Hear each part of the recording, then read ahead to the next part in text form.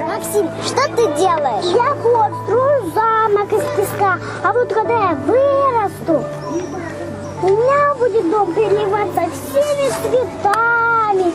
Рядом будет игровая площадка, стадион, озеро, магазин. В этом доме буду жить я, моя жена Лера, мама, папа и дети. А еще, когда я вырасту, я стану следователем. А когда я вырасту, я буду замуж за самого красивого мальчика. И мы с ним построим большой-большой дом.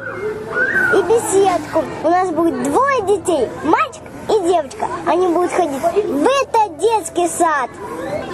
Давай играть вместе, строить вместе.